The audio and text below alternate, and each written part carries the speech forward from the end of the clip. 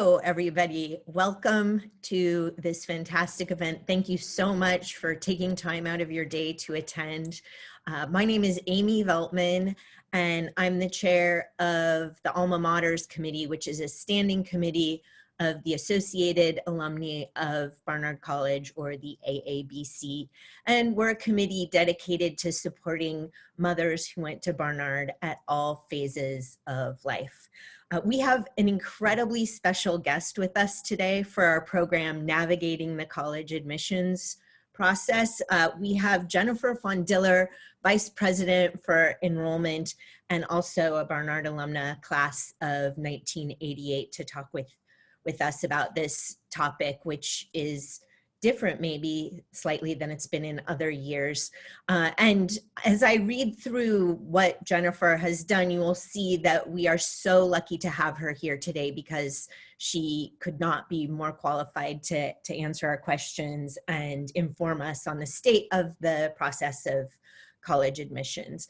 Vice President Fondiller has been at Barnard since 2000, and she oversees admissions, financial aid, and pre-college programs.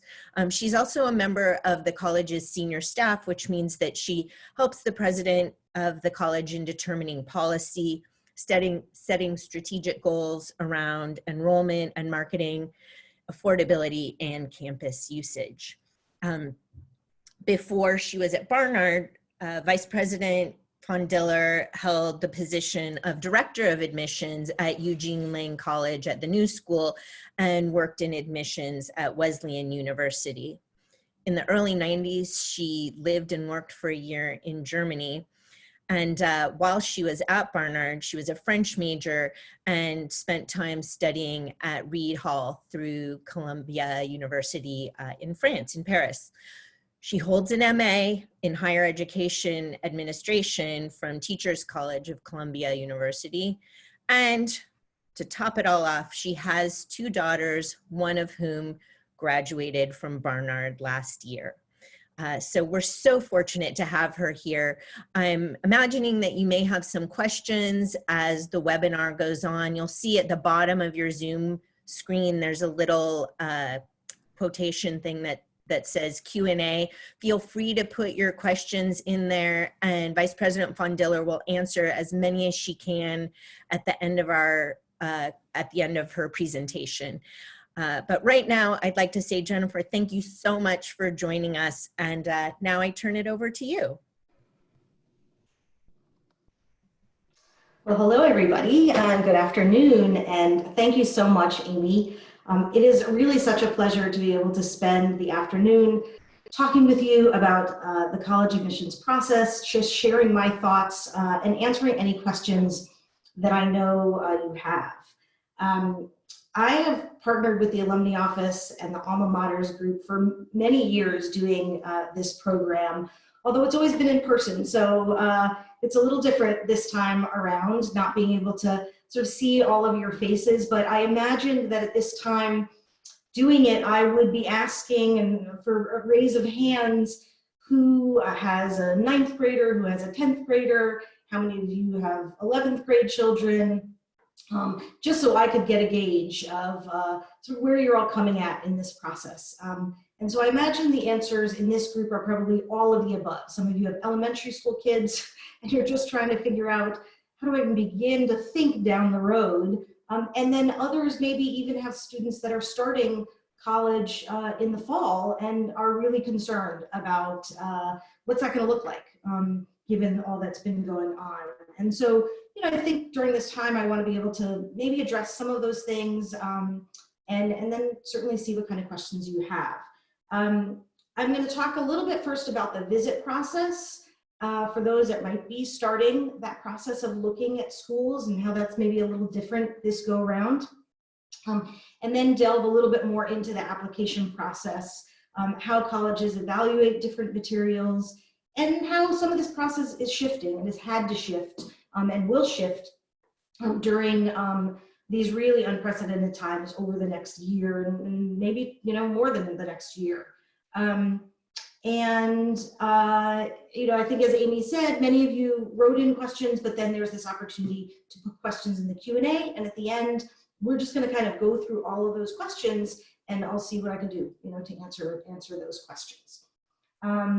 So let me just start by saying it's a really confusing and very anxious time for students and for families. That it's a great time for students and a real time for students to learn a lot about themselves. They will grow so much for juniors in this next year about what they like, what they don't like, what they're seeing, what their friends are saying, what they're taking in, and really trying to come to their own kind of opinions on certain things. It will drive everybody in the family crazy as you try to communicate.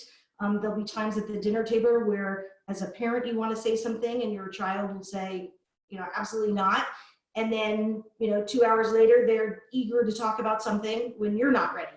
So, it'll be a little nutty, but I think, in the end, it really does come together. And I think families can really feel really good about the outcomes. And you discover your child, and your child discovers you in a whole new way.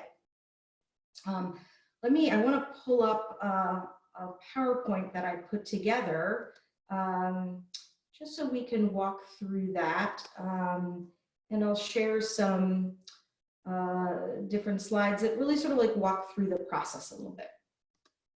So the first is really about the college search process. That this would be a time for students that are in the 10th grade and 11th grade where you'd be visiting college campuses over the spring break and certainly thinking about the summer and visiting different schools. And obviously it has to take on a whole new look in this way. But what I say when I'm in person and sort of last year and the previous years is to kind of start online. That's like where we often start these days of looking up different schools. Admissions offices have just pages and pages dedicated to helping students and families understand school. So just really starting there to understand programs and deadlines and looking up academic catalogs, clicking around into the student life areas, all those kinds of things. But now we have pivoted and we have added lots and lots of virtual experiences. So if you go onto any college website now and you click on the admissions office, you will see some great virtual tours. They will usually be led by a student. Some of them will be in different, they'll have different series. So some will show you certain parts of campus and then another part of campus. They'll go into the residence halls oftentimes. They'll do 360 views. They'll do aerial views. So we're doing our best to try to get you to understand and see what our schools are like. I would say, though, that, you have to treat this process now in a way like you would want to if you were visiting schools. And so set aside the time maybe to do it, and to do it maybe as a family together, right? Hook your computer up to your TV or however you can watch it on a big screen, and take the family tour together, right? As you go through different schools and talk about that process. Or if you want to watch it separately, it's make lists for each other, right? Of things that you want to come back together on and then talk about afterwards if you're going to sort of go into your own spaces and watch the virtual tours. Admissions offices have also are starting to create a lot of somewhat more interactive experiences or webinars as well. So information sessions, and at Barnard, I don't know our exact schedule, but we're about to launch daily information sessions for students that will be live. We're also going to tape them, and we have some that are already taped on our website so that we can tell you about the school, we can answer questions that you have, and it will really feel a little bit more interactive with a school than sort of just watching that virtual tour. So, I think as you move along in the process, try to connect on some of those information sessions. There'll be virtual open houses, and then slowly schools are going to be able to start opening up, and they may not be able to do sessions, right? There might not be able to be big gatherings on campus, but you'll be able to hopefully walk around the school, be able to ask questions to individuals. So, while it feels very distant in a way right now, there are ways to make it feel a little more personal, and then also things are going to open up, slowly in the coming months. I will also say for some, you may live not far from some of the places you're thinking about looking at, or you may, as you talk to your child, think about, asking some questions, right? Do you want a large school? Do you want a small school? And sometimes they don't know, right? But maybe you can do a drive-by, right? You can drive by some of the schools that you might be interested in, or drive by that really large university in your area or that small place, if you can do that. And that's at least a way to sort of see what they look like. And, for some that live in areas where you might have grown up around a school, you never looked at it in that light, right? You always kind of like just drove by it. I've often seen many people that come to look at Barnard and grew up in New York City, drove by, took the bus by, subway by the Barnard and Columbia University campuses for many years and never walked in our gates or never just stopped to look through the gates to see what was there. So you sort of like look at it in a different eye now a little bit. The other piece though is like the admissions timetable and requirements that might be a little bit different in the coming year and maybe even in the coming couple of years. Many of you have been reading lots and lots of articles about how colleges are shifting things like the SAT testing and what the requirements will be there. So some schools have decided that they may be going test optional for a year or 2 years or 3 years or forever. Others said that they're still deciding and waiting things out. So that's something that, as your children sort of look at different schools, it's the time to kind of make a chart and start to see what, make different categories, right? What's the testing requirement? So you can sort of fill in that chart. Other things, and we'll talk about this a little later, are virtual interviews that some schools are doing, or the availability of the staffs that, we have a staff that's like itching to meet with students, and yet we're not having our in-person appointments, but we're still accessible and our staff is working 9 to 5 every day and they have an email address. And so for students, when they go on to websites, they will see, you can look up on the admissions website for most schools who the admission staff are, and we split up the world really, geographically. And so you can look up the admissions officer for Southern New Jersey, and if you have particular questions, how nice it is to be able to email a person as opposed to a generic, admissions, admissions at barnard.edu. You can email that particular person.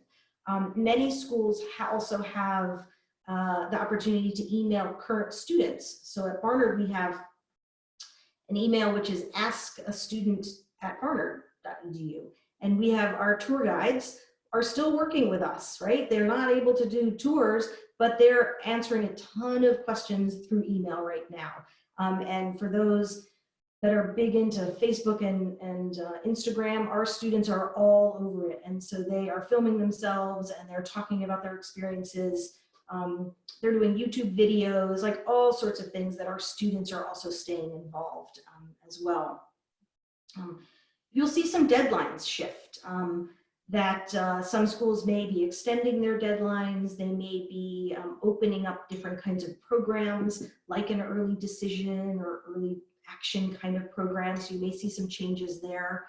And then for students, things are changing, right? So we've seen a lot of the grading change. And I'll talk about that in a little bit, that students in many areas are going to be receiving pass-fail grading, or some of their subjects, the way they're being taught is changing a little bit. And then obviously how students are spending their time has really, really shifted this past semester. And I think students are really worried about this semester, this summer, coming fall, like what does it mean for what I'm doing and how I'm involved, what I can do at home, what I can't do at home. We realize that the emotional toll has its ups and downs, right? And it's really big. I think that some of what we're going to be kind of looking at really is how students handle some of that.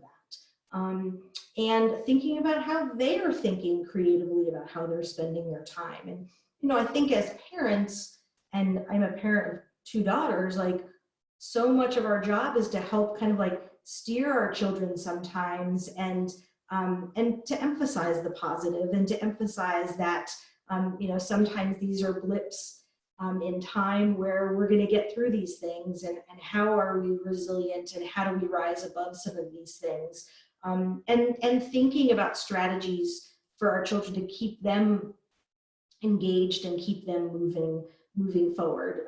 You know, we all have our ups and downs, and days where we can do things really well and days when we can't.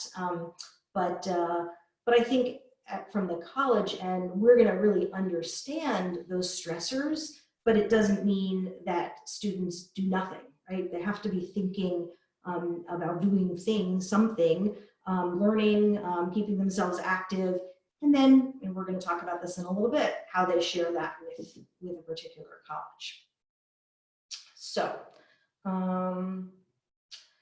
you know, I have 2 slides here. One is about less control, and then the other one is about more control.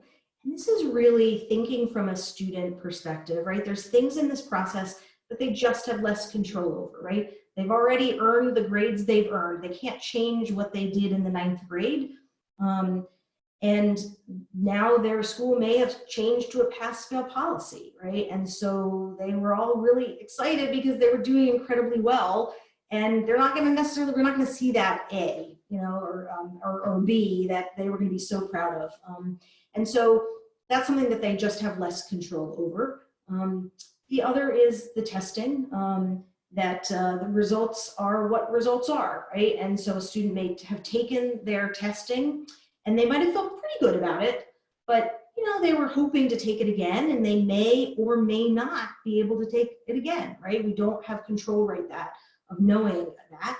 And so they're going to have some questions around, do I submit my scores? Don't I submit my scores? You know, just concern on that. Recommendation letters. That students only have so much control of what recommendation letters look like, right? They pick the teachers, and they may guide the teachers in, or give them like ideas about what they would like them to write about, but they don't know what their teachers will ultimately say. In an application, there is a sign-off that students, they can neglect not to sign off, but a sign-off to allow that recommendation letter to be sent to the colleges, and the student agrees to sort of waive the ability to look at that recommendation letter. And that's really, you know, to give that faculty member the sense that they can be, you know, really forthcoming and honest in their review. And I would say 99%, like almost every recommendation letter that I read, you know, is written by a teacher who wants to put that student's best foot forward. They wouldn't agree to write a letter unless they really felt like they wanted to recommend that student. And so I think the students have been really comfortable in signing that waiver to allow the teachers to submit those recommendation letters. And then the other piece is obviously the evaluation process that you, as a student, you put in your application, and then it feels like it enters this hole that you don't know what's happening after that. It's just something you know, you don't have control over, and that just is not, it's not a great feeling. But you have control over a lot of things, right? In doing your research and crafting your college list, thinking of lots of different options, in doing your part of meeting deadlines, of reading emails. You don't know how many students we email with really important information, and they just don't read their emails. And they miss deadlines because of that, or they just weren't you know, looking on the websites. Deadlines really, really matter in this process, both for the application itself, and then also for financial aid purposes, scholarships, things like that. Really, really matters. And then just in the application itself, like the application is the place where students have full control, right? Filling out the information about themselves, things that they've been involved in, writing essays, they have full control over that. And it's amazing to me sometimes when I see a student put together an application that they'll spend a lot of time on one piece and then very little time on the other piece. And you can see, because they have like spelling errors left and right in one area, and then another area is like perfectly crafted. And so thinking about that full application, like that's a time where students putting themselves forward. And so they really do have control over that. And then like the personalizing, putting themselves out there, especially in this coming year of feeling like they're not necessarily making connections with colleges. And so they feel like sometimes, and this is true all the time, I think, feel like students feeling like they're applying in a void a little bit, or a vacuum, where they submit stuff and they don't know who it's going to and who's seeing it. Again, I think it goes back to making the connections, maybe with an admissions office, and with a particular admissions officer if you have particular questions. And it remains to be seen whether admissions offices or admissions officers will be able to visit high schools in the fall. That's another place where we often will meet students. And so we'll see what happens with that. I know that I'm already doing a number of different, what we call college fairs. Normally I would go to particular schools, but now we're doing virtual fairs. So we'll be able to meet students, and I love putting a face to a name, right, when I visit a high school and see a particular student. So the next slide really is the kind of the guts of the application. And I think that students, we all often have this perception that when we look at an application, you look at that very top part, right, the transcript. And that your GPA and your SATs are like everything. That's going to be the decision maker. And the fact is, in the United States, there's a huge amount of variety in schools, and also in the way that we review applications. Many schools in the US, probably the majority of them, use something called a holistic review process, where we are looking at all of these pieces that are on the screen now. There are many countries where there is one standardized test, and that dictates whether or not you are admitted. That is just not the case in the US. And I think that the way I always look at it is that I'm admitting students to an academic institution that is more than just a student coming, taking classes, getting a grade, and getting out and getting their degree. They're coming into an environment where they're going to be a part of that environment. And so I want to know, like, what are their motivations? How can I see them adding to the school? What do they want to get out of the school? And then thinking in the environment that they've been in, how have they contributed to the environment they've been in, right? How have they changed over the years? What motivates them now? And I'm going to get it from their perspective, and I'm going to get it from their teachers' perspectives, and we're also going to get it from their counselor perspectives. So we're going to put all of those things together. So I never say like one piece is like the number one piece. It all kind of fits together to me as we're reviewing an application.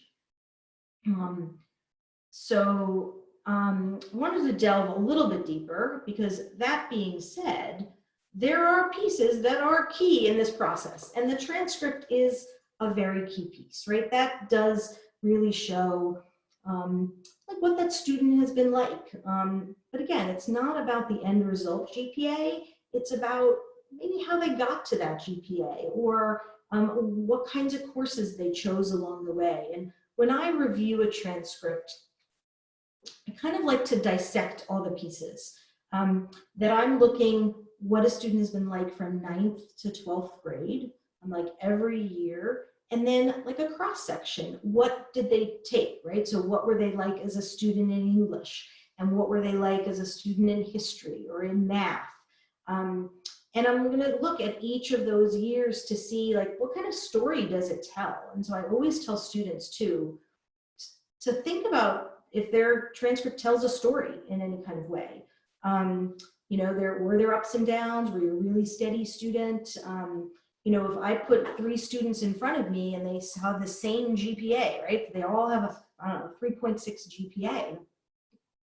You could have one student who was an excellent student, except for, history. And that was the area they just were not so strong in, and that every year kind of brought down their GPA. And then you have another student who the same GPA, but maybe didn't have a great sophomore year, or things that were going on in that year, or whatever. And so there's this sort of like blip in that year. And then you have another student who kind of is like very steady across the board, and yet they all have the same GPA. So it just tells me that I need to look much more deeper at the student. When I showed somebody this slide recently, somebody said, what does the ABC mean? It means nothing. They're little Scrabble tiles. They kind of, gave me a reference point. I was looking at the different areas, but there's no meaning behind the A, B, and C. But the points that I make on this slide, I think are really key and things to think about as a student is reflecting on their application to college, but also as they pick classes. And I'll give you a good example, I think, of like picking classes sometimes. And this is, we find it sometimes as a little bit of a funny joke in the admissions world, which is a student, and this happens all the time, and it's a totally valid question in a way. Student comes up and says to me, I have a choice. I could take that AP class next year, but I'm probably going to get a B. Maybe I shouldn't take the AP class because I know I'll get an A. And my response is often, why do you assume that you're going to get a B?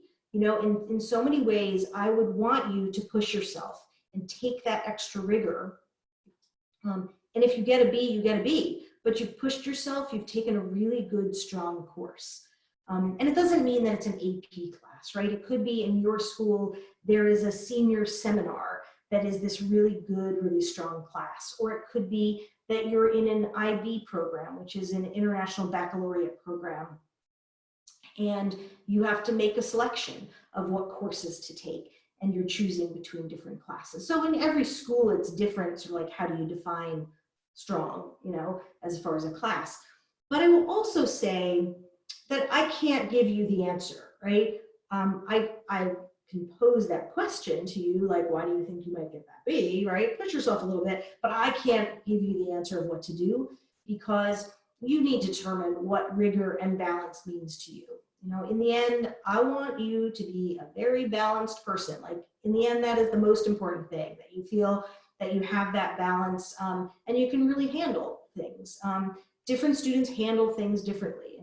And I think that there are some students who can load it up and just seem to do fine with that. And others where, sometimes it feels like it's a little bit more of a struggle. But when you succeed, you feel really, really good about those successes. And then when you apply, you want to, sort of like dial up those successes and help us understand why those are such strong successes for you.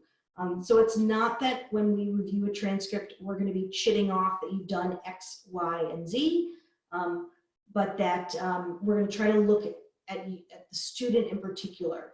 So I kind of go back to the student and to, as parents, dissect their, look at their transcripts with them and say, look, what were the good points? What were bad points? Why did you go that route? Why didn't you take that? Why do you think you're good at certain kinds of areas, and how does that translate maybe into what you think maybe you want to do when you get to college, or maybe you have no clue, but what you want to do when you get to college, but what do you think you've been really good at in high school?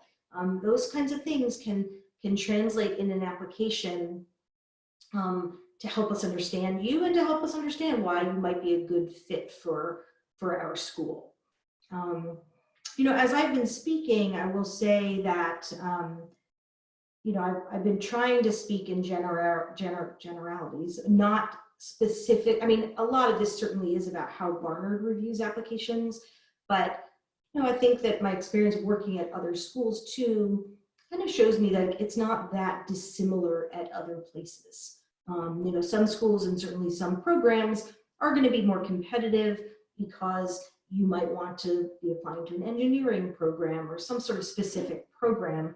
But in general, students that are going to be applying to a university or a liberal arts college, there's going to be a wide breadth of what you might end up taking, and that you're not choosing your major immediately when you get to the school. So generally the way that we're looking at transcripts is not so, so dissimilar. All right, so the next piece, I wanted to just talk about our involvements that you have outside of the classroom, you know, what your children are doing outside of the classroom. And, you know, I think this spring has clearly sidelined many students. Like when I look at this listing of activities that are listed here, like clearly that would really have been a blip for this student, right? The student that couldn't play baseball, the student that maybe couldn't have the job at the grocery store, you know, and all of, you know, how to, you know, doing yearbook editing online, it just like takes on a whole, or music takes on a whole different experience. We're certainly going to be very aware of that and really acknowledge that. But I think it's also a time where you can, as a student, think about how, again, like how you're spending your time. Are there, you know, new kinds of hobbies that you've taken up because you're home? You know, how are you spending your time with your family? What things are you learning about online? I mean, there's an incredible amount of stuff that you can, you know, in your spare time learn about. And it can take on kind of like new meaning that sometimes you used to just, you know, watch a, you know, somebody maybe really into documentaries and you used to just like love documentaries, but now you're really into it, right? Because you're at home and this is, you know, one of the few things that can really give you some pleasure and joy. And it prompts you then to think about down the road, you know, other research that you might do, how you can apply it to the class that you're taking, or an internship that you might do down the road. So it can help you like think about planning for the future too, by doing some of these things online that you have, you know, no option but to do those kinds of things. The other thing though that I wanted to talk a little bit about are two words that I think are often overused words, or I just feel like they need explanation in the college process. And the first word is the word well-rounded, that we often, you know, as parents, when our children are little, we want to have them try everything, right? So we put them in a sport and we, you know, give them different instruments to try, and we put them in different activities and, you know, see what appeals to them and what they're drawn to, or things that, you know, maybe we loved, we realize, okay, they definitely don't love that, or they're not that good at that, but they're really good at something else. And, you know, and I think that students sometimes in high school have this feeling by watching others that they have to be good at everything and they have to try everything and be very well-rounded. And you hear that term even listed in a lot of college material, like college admissions materials. But the fact is, we're not all well-rounded. And I think that we really do try to acknowledge that in our process, that there are things that you're good at as a student and things that you're not so good at, or things that you like better than other things. I think we're trying to create a well-rounded class of students, but not expect that every student is going to be well-rounded. And so I guess for students, I always want students to just take some comfort in that, in knowing that, and that there's not this expectation that everybody is doing everything. And, you know, whether it's, you know, that you are very into clubs, or that you do very solitary kinds of activities, like you may be a writer or a poet or a musician. Well, those are things that on an activities list, you sometimes feel like you can even list because they're not like these organized things. But especially this year, very much think in that way. How do I spend my time? What do I love doing? What do I think I'm good at? And really reflect that in your application. The other word is the word leadership. And we talk about it a lot at Barnard. And I think what I have learned over the years, and certainly by having children, you know, two daughters, is that there are a lot of different kinds of leaders. And there's not this sort of like one type of leader that colleges are looking for, or that we think that students should aspire to be. there are those leaders that are very much the out front individuals who want to sort of manage the club, or are the individuals that are very extroverted, that often seem like when you hear the word leader, those are the kinds of terms that often come up. But there's also leaders who are very much quieter or behind the scenes, and that person that is making sure that the club is organized and everything is happening at the right time. They may not be the one that's shouting, or be the one that's out front guiding others, but they are very much a leader in so many ways. And so I think as students, it is, I think it's a little bit of a job for them to figure out in their applications, through their essays and through their short answer questions, how do they share who they are, and how do they share what they contribute to an organization or what they contribute to a classroom setting, or even like what kind of goals they have. Like we tell students in their applications, like it's okay to dream a little, right? You might not be, you certainly aren't the person that you're going to end up being. And so how do you see college changing you? And there's lots of questions in an application that can get at those kinds of things. Because remember, as we're reviewing and we're looking at the transcripts and we're looking at recommendation letters, we're trying to see how you could add to a school, but how you might want to change through our particular kind of school, and sort of like, why is it a good fit? And so I think those, that idea behind leadership, not leadership in and of itself, but the ideas behind leadership kind of get at some of those things.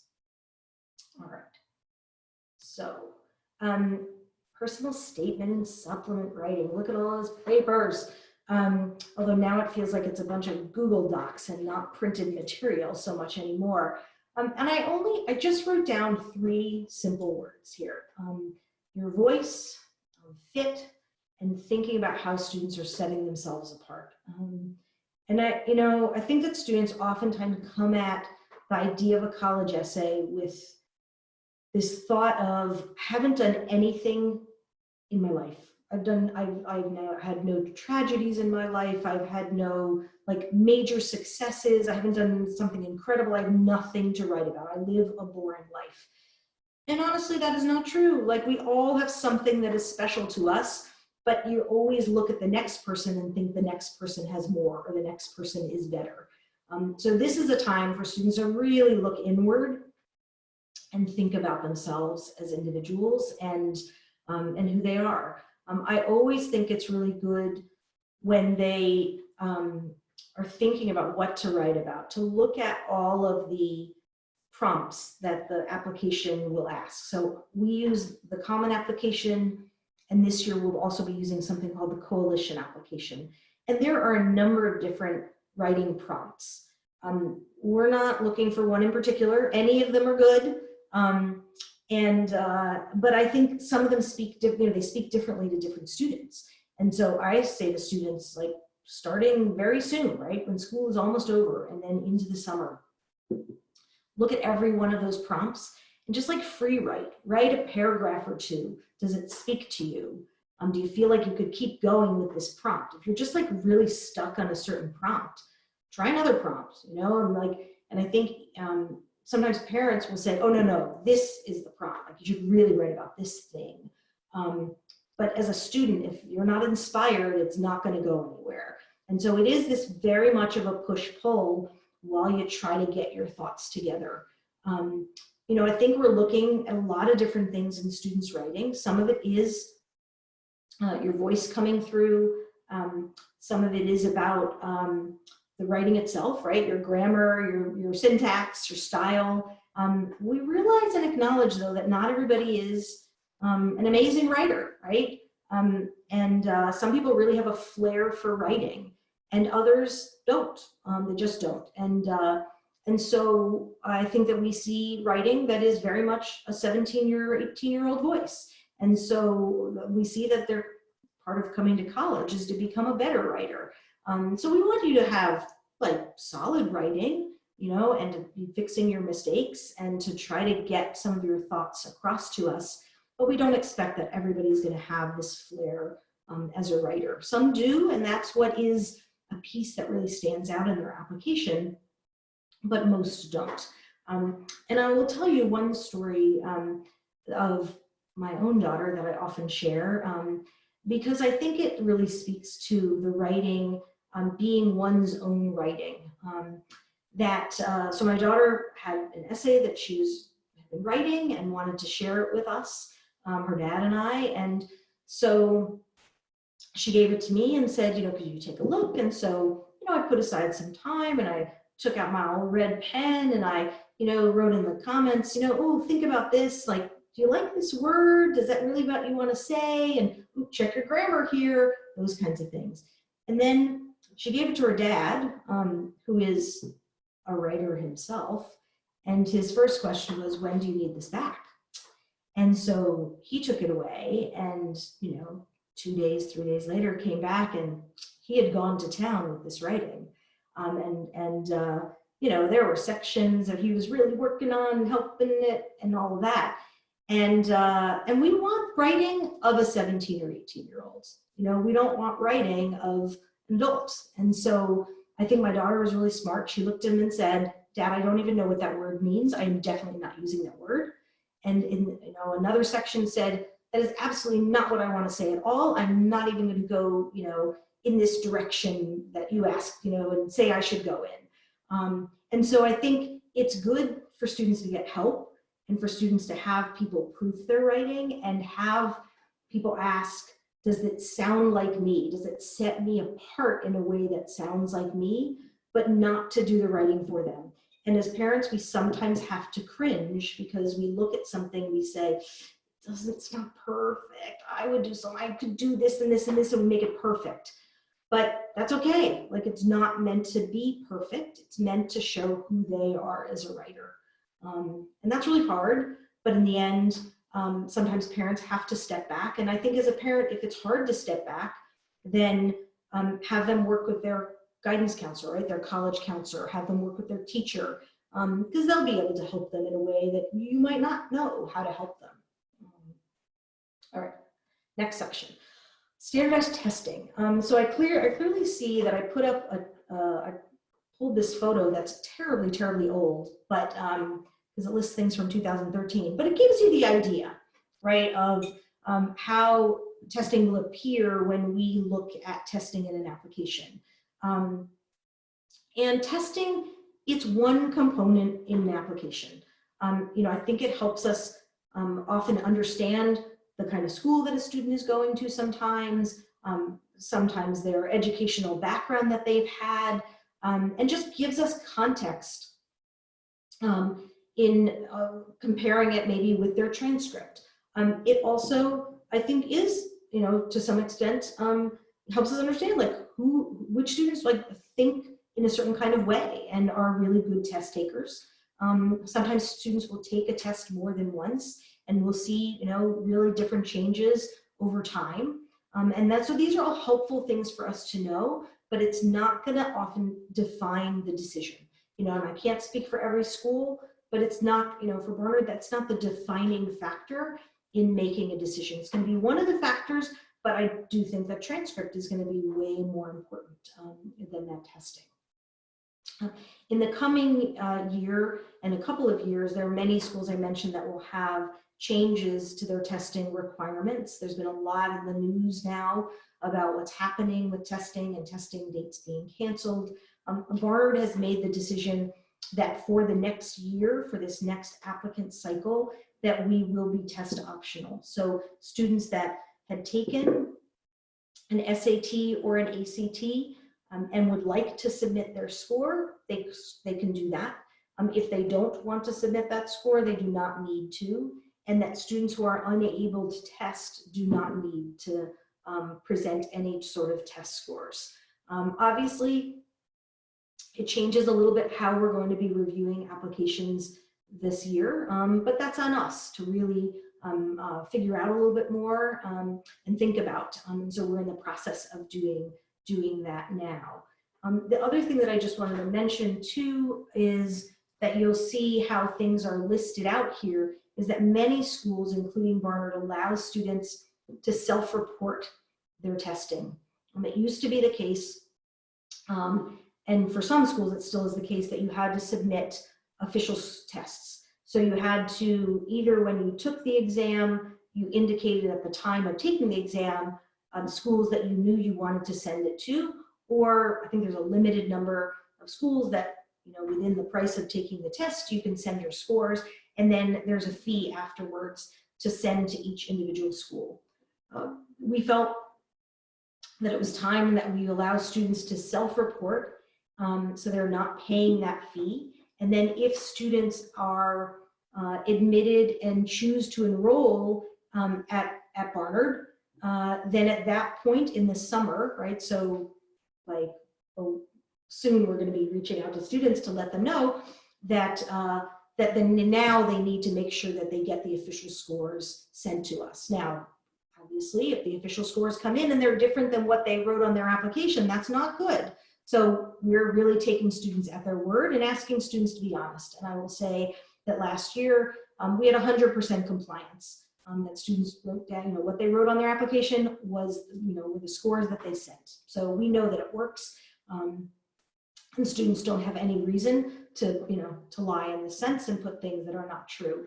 You know, for AP exams, for some students, or for some schools, they allow those to be a piece of a testing requirement.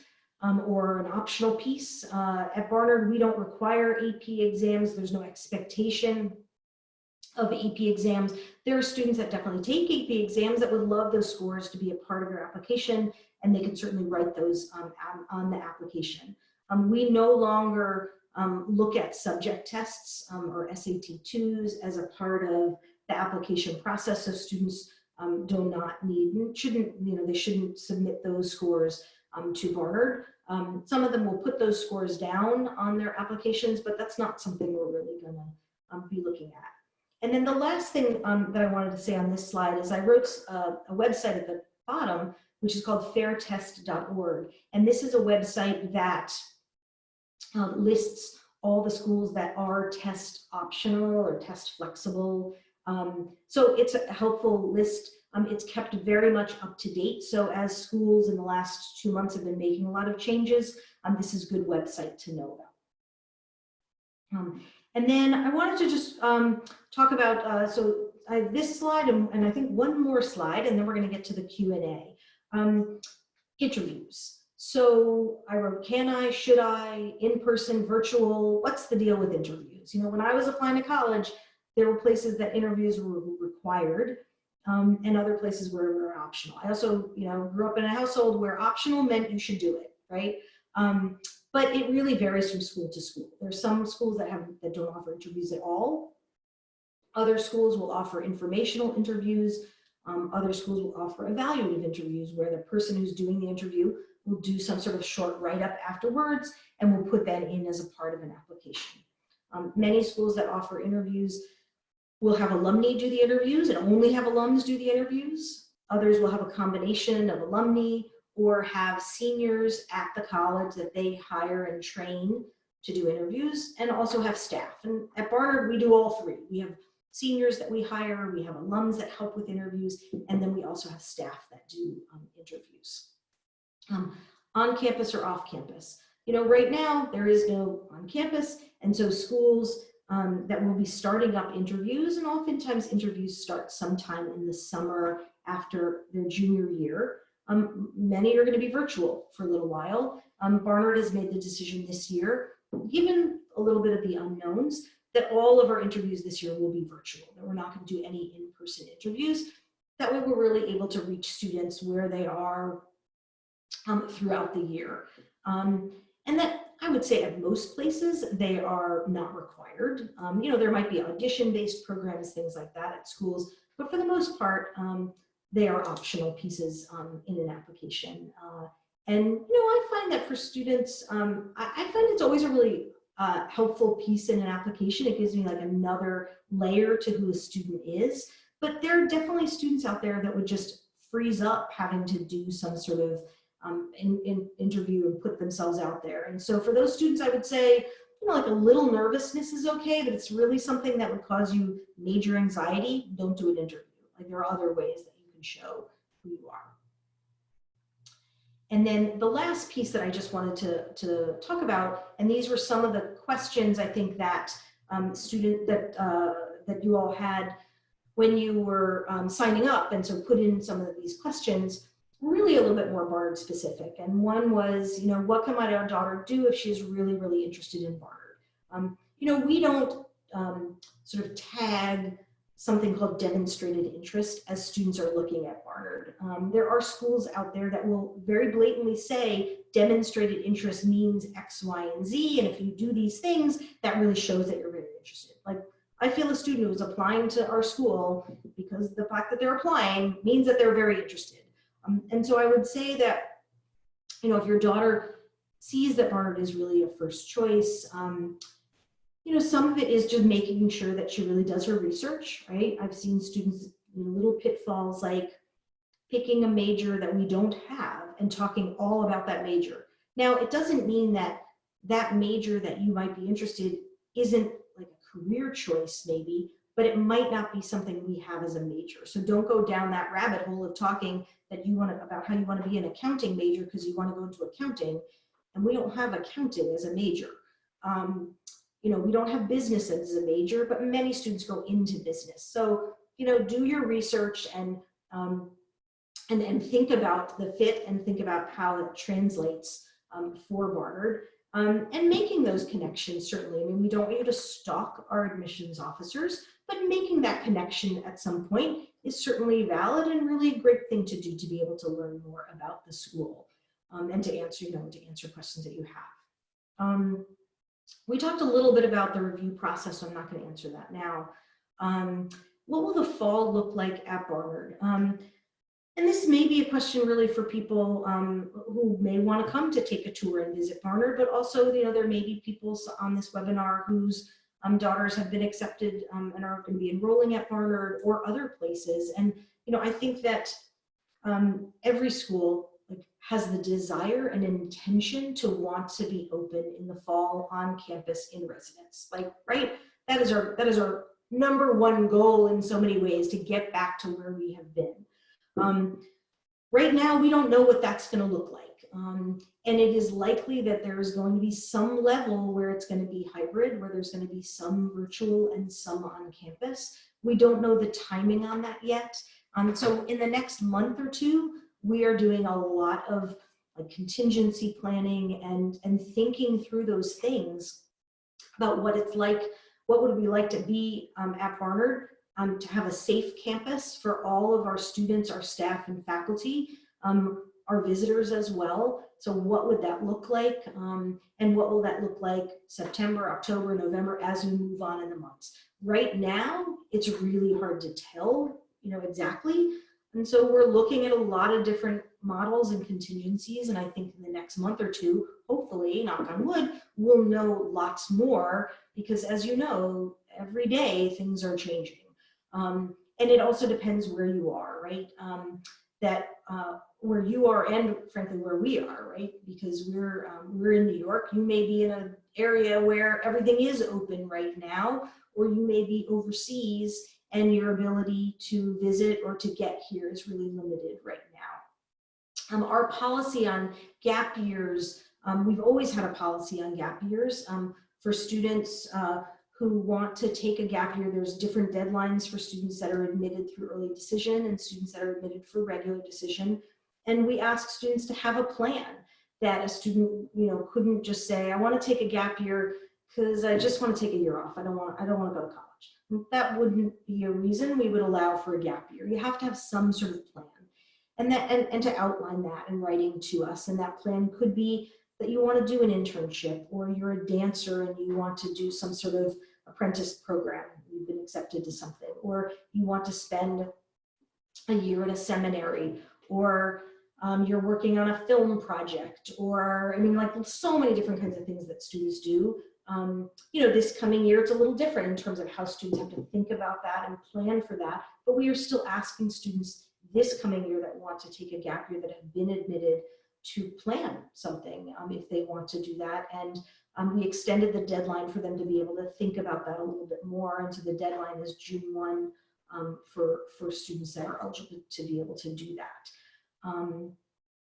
So that's what that looks like. And then I will just follow up at the end to say that, just to say two things. One, as parents that may be on this webinar, that it's really time to give your children ownership in this process. While it feels and is in many ways a family decision, the student is the one that's going to be going to a particular school. And so that ownership needs to fall to them, and everything from making appointments and setting up times to do things and sticking, keeping to deadlines, all that kind of stuff. And it is so easy for us as parents to want to do it for them, but helping them to understand why they need to do it really pays off in the end, because then they own it. And if we keep doing everything for them, they don't own it in the end. And then the last thing I just want to say is that kids really care about our opinions. They may say they don't, and we may think they don't, but they really do. And so I think how we approach this process, it really is really telling. And I've seen so many families, when families do come onto campus to take a tour, and you'll see just facial expressions, right? So I'll see a parent and a child next to each other, and the child has their eyes are lit up, and the parent is looking at with this scour on their face, and that is really telling when their child looks at them. And so sometimes we have to kind of turn off our emotion a little bit and take the cues from our children, and learn a little bit more about what they're interested in and what they like before we give our opinion. So to hold back a little bit, to hear our, to share our opinions. I mean, not that our opinions aren't valid, but I think we want them to be able to share their opinions first, so that we can sort of again, take the cues from them. So with that, I think I've talked long enough, and we probably have about a half an hour for questions. And I know that there's lots of questions that are probably there.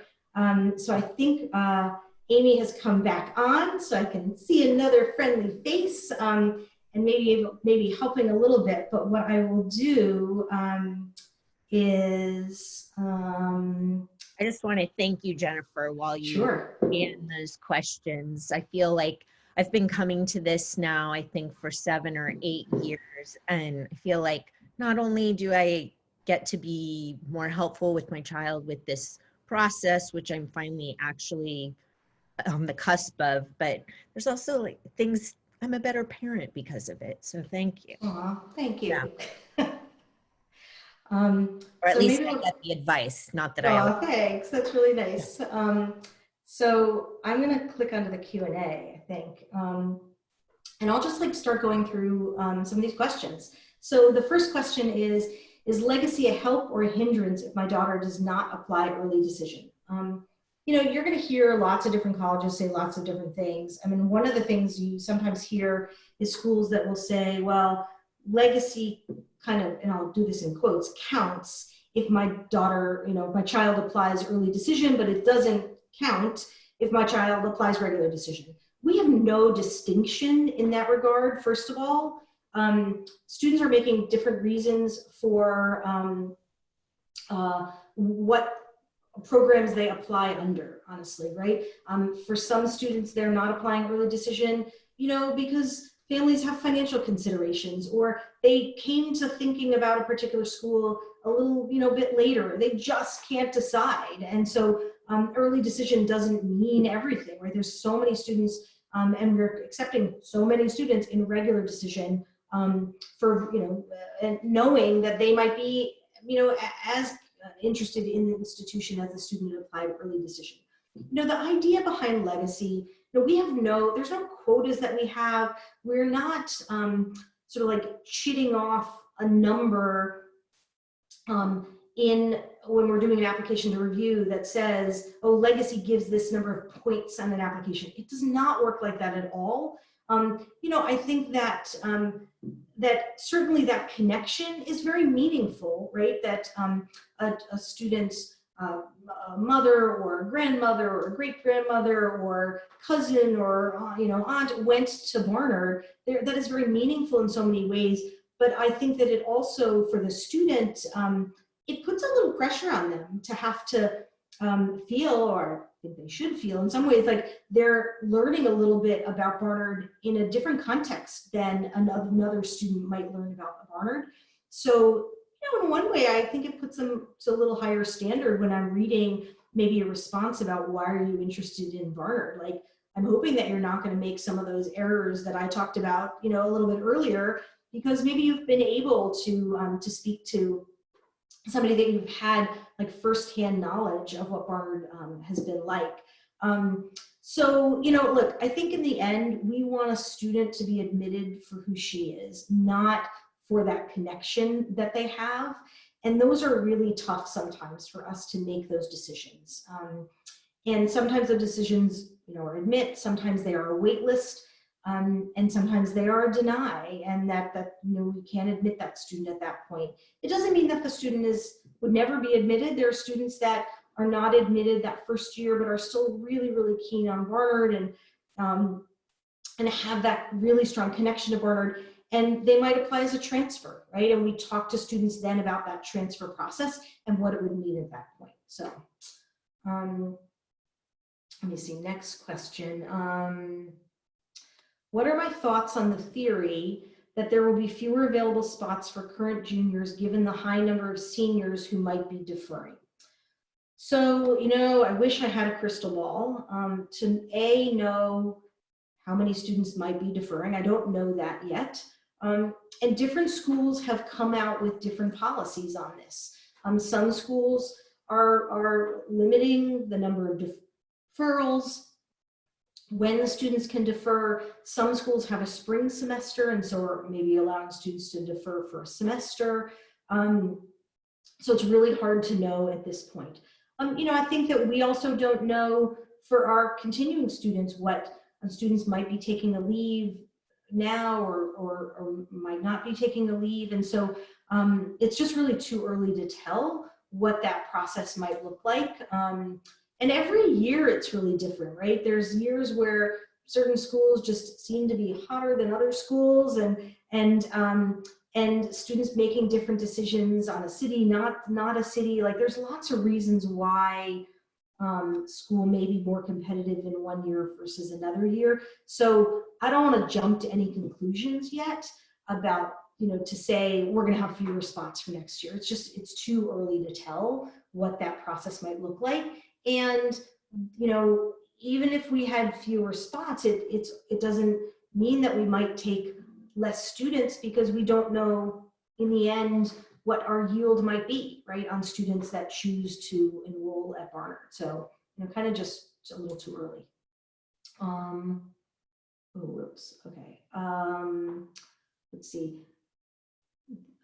Sorry, I'm just want to read the question here. So again, there was another question a little bit about gap year, and about sometimes students having concern about not wanting to do distance learning and virtual learning. And that's something that students really have to think about, and they have to think really, if they didn't want to start, what they would do instead, right? Because we are asking students that they really need to have a plan. And I think that our faculty have done an amazing job. I don't know what's happened in their school, but our faculty have done an amazing job in really bringing their classes to life. And whether it's been a science class or an English class or a dance class, of really being able to engage students and help students connect with other students. So I would say to not make sort of like, I guess, to jump to certain conclusions just yet, and continue to think a little bit. Can I talk a little bit about the impact of 11th grade transcript scoring pass-fail and about ACT and SAT? So we talked a little bit about ACT, SAT being optional. With pass-fail, look, we really do acknowledge the toll that this has taken on students emotionally and academically as well. And so we are fully prepared that we're going to see a lot of transcripts that are going to be pass-fail transcripts. Yeah, it will mean that we need to rely a little bit on looking at some of the 9th and 10th, and then also looking at what's happening in 12th grade. But we're going to have a lot of other pieces too. We're going to have students writing, so they're going to be able to hopefully explain a little bit about how they have felt about that pass that they got in certain subjects, right? So if they feel like they were doing incredibly well, then talk to us about that. And not in a way of like, it shouldn't feel like not an excuse, but in wanting to, what they want to say is, I would have gotten an A had I been able to take the class for a grade. So they need to think about how they express that to us without saying exactly in that manner. Because that can become, can feel a little boastful after a while, but I understand what they want to say, right? And so talk to us about why they thought that they would have come away with that A, or why they're really proud of the fact that they passed that class, in the class that might have been super, super hard for them. So another question is, my daughter's finishing up her freshman year of high school. I have homeschooled her since kindergarten, and she will likely continue to homeschool through high school. What sorts of requirements do you expect homeschool students to meet in terms of classes and testing? Excellent question. I actually had written that down because I know somebody maybe you had asked that when you had registered. So we don't see a huge number of students that have gone through homeschooling, but we certainly see a fair number. And there isn't quite a blanket answer, because the whole concept behind homeschooling is that every student is doing it a little differently. So we have a section on our website that does outline a little bit what we do expect of students. And if you look at it in the very sort of like the very general way, we want to see how a student has spent their last 4 years, right? And so for some parents, it is working with their children to come up with what looks like a traditional transcript. And they will split up the years, and they will split up course areas that they studied. Sometimes parents are kind of the managers of their homeschool, and so they will provide grades for their kids, or they will provide descriptions for every course that they've taken, and provide sort of a recommendation letter or a recommendation on each course that they've taken, or a summary of a particular year. Sometimes there's none of that, and the student is left to herself to explain what she's done. So we've gotten in the past lists of books that students have read, textbooks that students have used, or websites that students have used to study classes. So if they're taking or they're learning about a certain science area, maybe they've done externships or internships as part of their learning, or they have used different online kind of resources, or they've done a hybrid where they've taken community college classes, so we might have some transcripts, or they've taken some schools in the high school setting, right? They've been homeschooled except for math, and they go to the high school for math, so we might have a transcript that just has a math grade for high school. Or they've done all of their, they've been really involved in extracurricular activities through the high school, right? So they've done a sport through the high school, or they do music at a community music school. So it really is up to the family to determine like how they express all of this information to us. And some do a great job, and others, it feels like it's one piece of paper. And it feels like it's very thin in a way, because I have a million questions. And so I think just trying to be as thorough as possible is the best that you can do. But we're not asking for it in an exact particular way. The test optional does apply to students who are homeschooled as well. If a student has been able to take the SAT or ACT, they may feel like there is this, a number that I want to be able to submit, but it is optional whether or not they want to do that or submit AP scores or something like that. And let me go on to the next question. So it was really quite the question of like, does Barnard have an optimal number of APs? There was a study that they read once where they, the study determined that there was an optimal number where performance didn't really increase above that number. I don't know that study, and every school is different, you know, and I don't know if there's any individuals from Long Island, not to generalize, but there are many, many public schools in Long Island where I would say they're very AP heavy, where students take many, many APs during their time. They might take 10 APs during their time in high school. And then there are other school systems around the country where they limit, right? You can only take 2 APs, you know, a year, period. And that's what they allow in their school. So I cannot generalize to say, you know, what you should or shouldn't do or can, you know, based on what you can or can't do. But it also goes back, I think, a little bit to that sense of balance and rigor, and what do you deem as a sense of balance for your children? What does their school deem? You know, and so trying to come up with this good plan for your children and what they feel they can handle, but we don't put any, you know, tag on the number, because AP is not the be all end all. It is a curricular program that schools are buying into, right? So there's AP, there's an IB curriculum, and then there are schools that don't have either of those curriculums. And there are also schools that don't give any grades, right? So we're looking at schools within the context of their school. We're not flat out saying there's this policy about what we have, what we should take or not take, anything of that nature. Will the application be changed to include questions about whose students dealt with COVID and this particular year? So the common application is in the middle right now of determining some of their questions for the fall, and there very well may be some question that does get at that. We're also in the midst of determining some of our questions. So on our application, we ask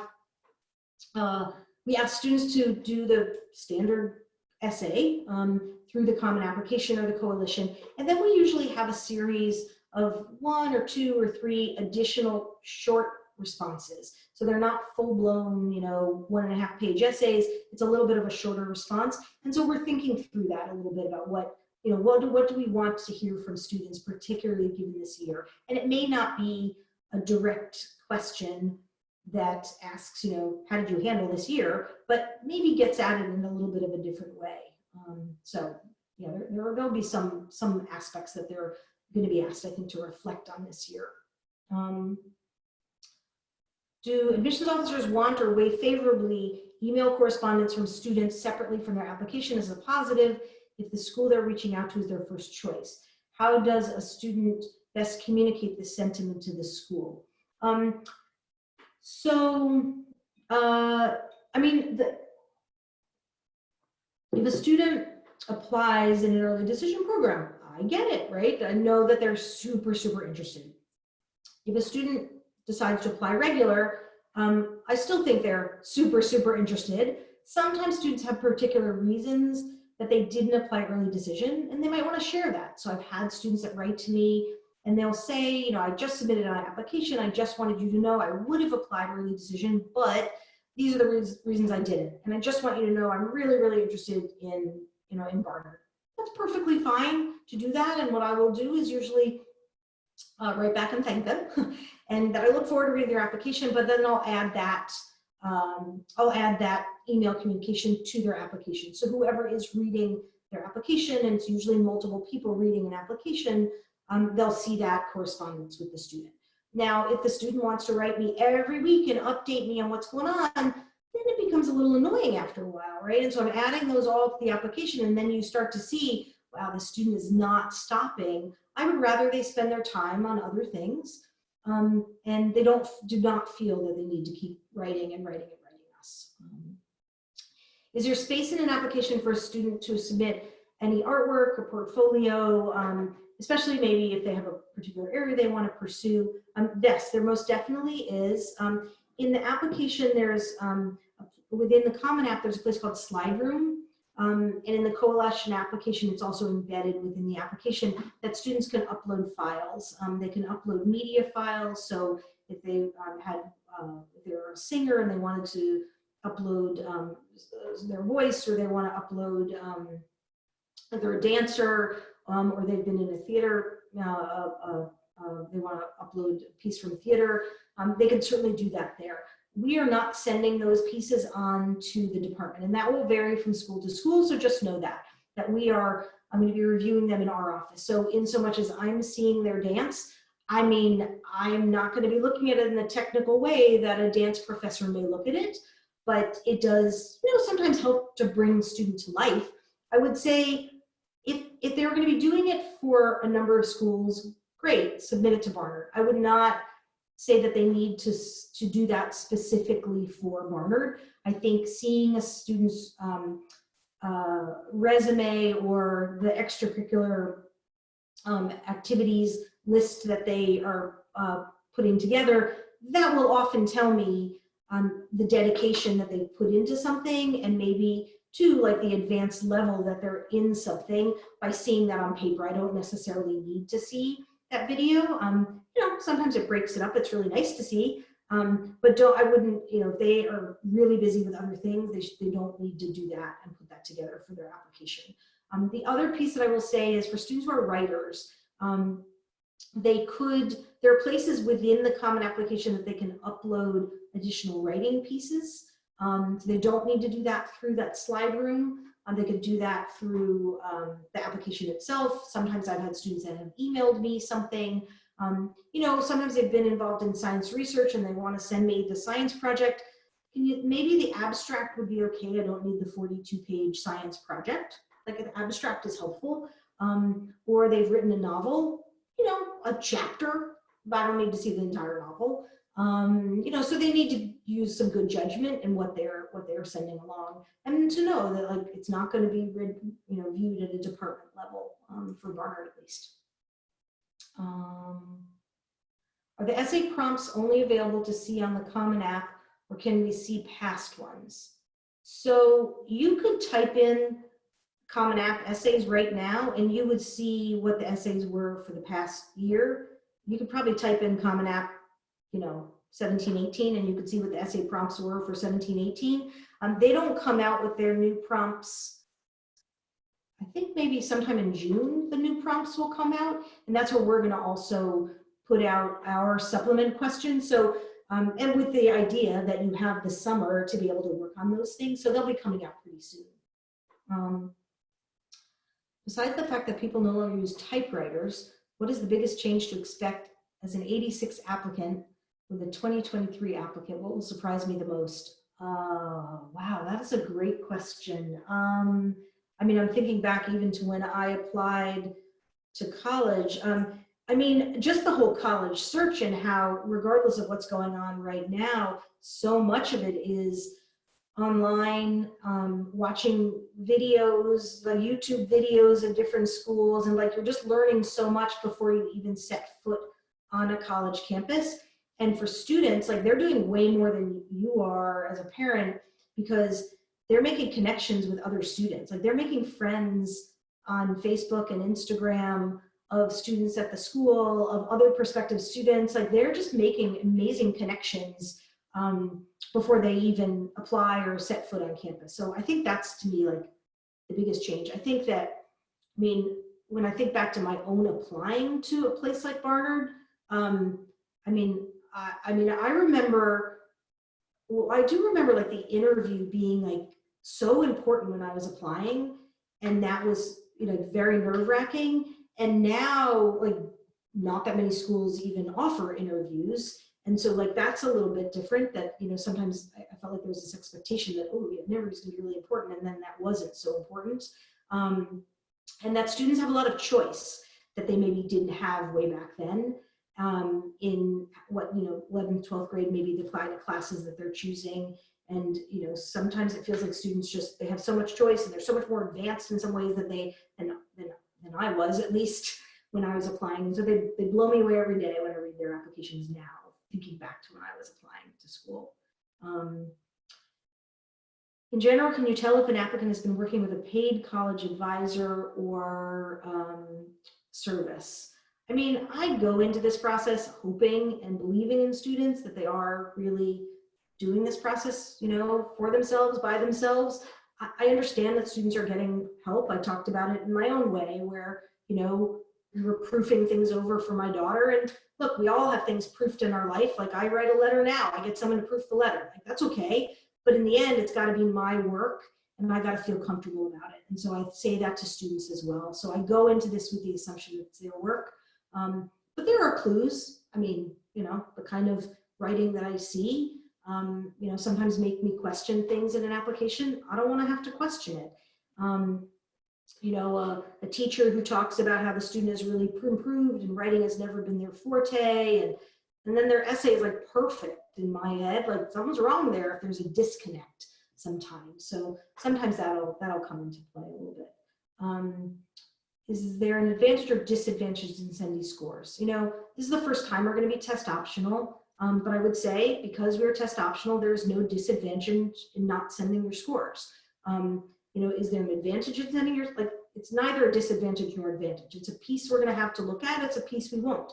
The same thing is with an interview. Some will have an interview, some won't. It'll be one piece of an application that we have, to review. But with others, we won't have that information. And so we'll be reviewing with the information that we have. Do we require IB scores? Most students are taking their IBs. Some students are taking IB exams in the 11th grade, but then others are doing a diploma program. We obviously don't know the results until they are graduating. And so it depends on the school. Like if you're taking an IB program and you've taken some of the IBs in the 11th grade and you have the results, it's whether or not they appear on your high school transcript. We're not if they are not appearing on your high school transcript, we're not asking for them separately, really is what it is. For the self-reporting of scores, is it for the best overall test or a super score? And we do allow super scoring. So on the application, we usually ask you to write all the different tests, but there are many students that just write the super score. And super scoring means if you took it twice, you're writing your highest, verbal and your highest math, or you're writing your highest in your ACT subsections that you're taking, and that is allowed to do that. My daughter is now afraid to think about a high school exchange abroad because she missed regular school. How do admissions look at a full year and half-year high school exchange programs in the 21st century amidst COVID world?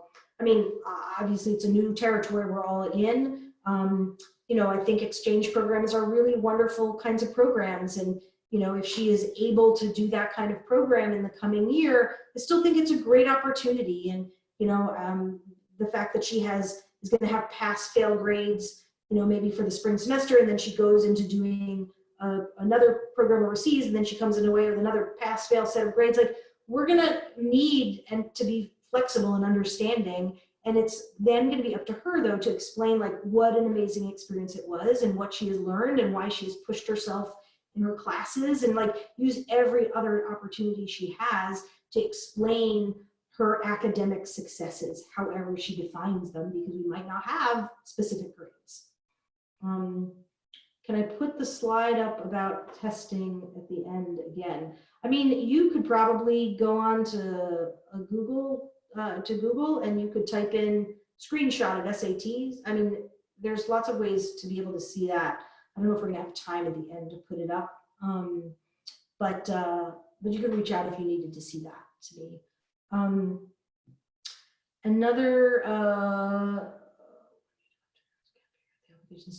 So this was the question about gap years and when students request gap years. It really varies from school to school. For Barnard students who are admitted in an early decision, we ask them to let us know if they want to take a gap year and to apply to do that in February. And then regular decision students, it's usually right around the application response date, which is around May 1, and we've extended that a little bit this year. We will not have a cap. Oh wait, do you cap the total number of students who are allowed to take gap year? We do not have plans to cap the number, but so far we have not seen that number, be going outrageous right now. How do you think? Oh wait, extra students. Oh, so again, it was about the next year, which is a little hard to tell right now. I mean, and I think that as time goes on, we will continue knowing that there are juniors who are freaking out about all of this. I know that we're going to try to, we're going to really keep in touch with families and that, to help them understand how we will review and what class sizes might look like, but we just don't know that right now. And this was a question about, my daughters are US citizens, but have lived and educated entirely in Armenia, and up until 9th grade were in Armenian. Then they started American International School in the 9th grade, but English is not stellar. Should they take the TOEFL? So that's an excellent question. So what we technically say is that if you've been educated in English for your duration of high school, you do not need to take the TOEFL exam. Usually students who have been educated in English during their 4 years take the TOEFL exam and do fine on the TOEFL exam, which I could have told them because they've been educated in English for the last 4 years. But some families, maybe they don't feel that their English is all that strong. And so it couldn't hurt to take the TOEFL. Because the TOEFL has different sections, right? There's a speaking section, there's a writing section, there's a reading section. And so you may be really strong in one section, but maybe not so much in another, right? And so it might be that your writing is fine, but your verbal might not be so good. Verbal is something that you get to college and in 2 months, your verbal is much, much better when you're in a full English speaking environment. And so, that's, I think sometimes when we see the sub scores in the TOEFL, that helps us to really understand what a student would have to work on were they to come to a place like Barnard. And, it can help us in kind of assessing what class they might need to be in for some of their entry-level English classes sometimes as well. But our policy is that if you've been studying in English, it is not a requirement that you take the TOEFL exam. And we also accept the IELTS exam, which is another English language exam, and then we also accept Duolingo, which is a third international exam. What percentage of a Barnard class's early decision admits approximately? I'm trying to remember my statistics here. Of our class, it's like right around the cusp of 50%, right? So it's like 40, it's like around 48 to 50% usually. It varies from year to year on what that number will be. Would you suggest maintaining a consistent summer internship for multiple years or to intern at different places to for diversity? I mean, it just depends on a student's level of interest. Like if there's something that they've done, they love it, then, I would say, sure, continue doing that in your summer.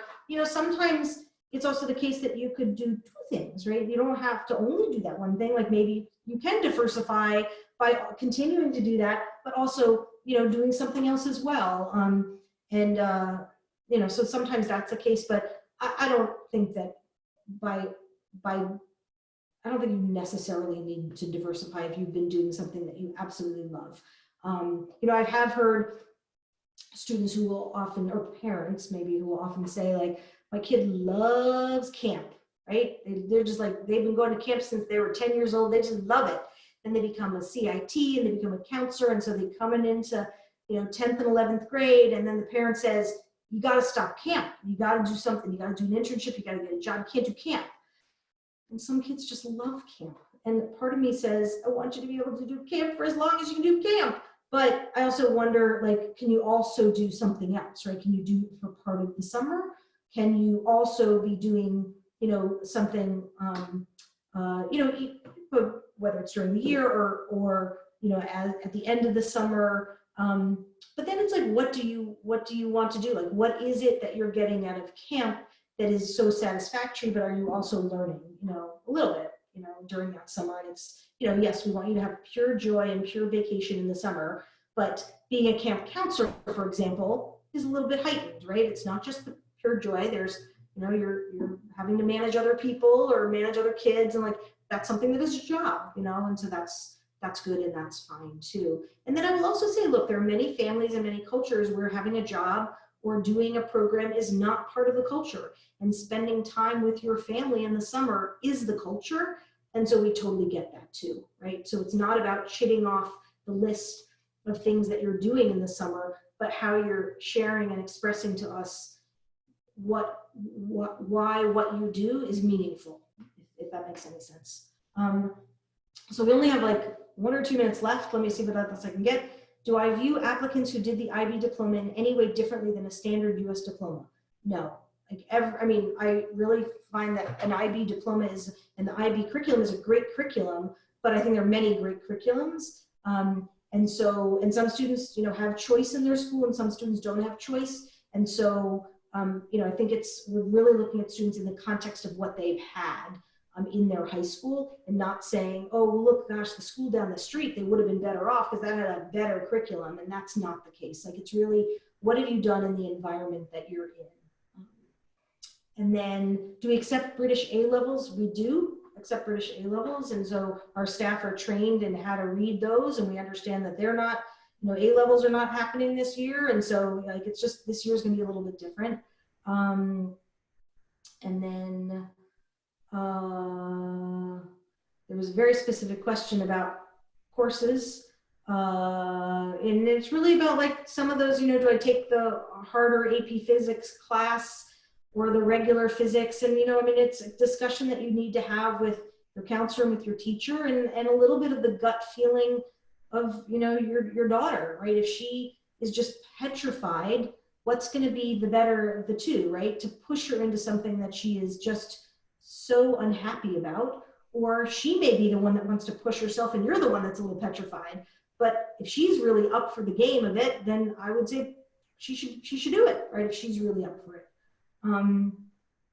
Is it easier to get into admission to Barnard in one academic area versus another, or do students just apply generally, so to speak? All of the students who apply to Barnard are applying generally to Barnard. We're not admitting students to particular academic programs or academic majors. Everybody chooses their major at the end of their second year. Now, if you say you're applying to Barnard and you're really, really interested in chemistry, and that's like what you want to do, and your chemistry grades are your worst grades on your high school transcript, now that's, that's not so strong, right? There's a little bit of a disconnect here, but that usually does not happen. That's often like the opposite, right? That they're the strongest grades, and but we do not have an expectation. It's a little bit of a trick question on an application where we say, what do you think you want to major in? Like, it helps us to understand that we might have like a lot of political science interests in people coming to Barnard that year, and so I tell the political science department that. But we have no quotas on like any particular area. Students sometimes write down 2 or 3 areas that they have an interest in. Many students write undecided. Some of it's helpful when we admit students, and then sometimes in April we have faculty call them. So I might have a political scientist call your daughter because you said, she said she was interested in political science. So that's where it comes into play a little bit. Okay, I think we've reached a little after 5:30, so I think we do need to wrap up here.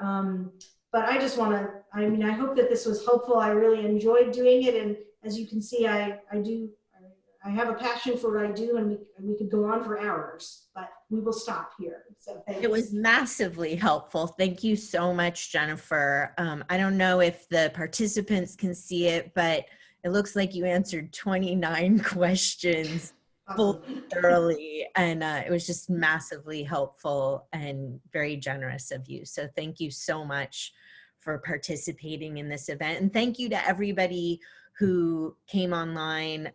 We had at one point, I think, 180 people watching or participating in your way, and tons of questions submitted. So thank you to all of you. Please do your best to stay safe and healthy and take care of each other, and we'll see you soon. Thanks again. Stay well, everybody. Take care. Bye.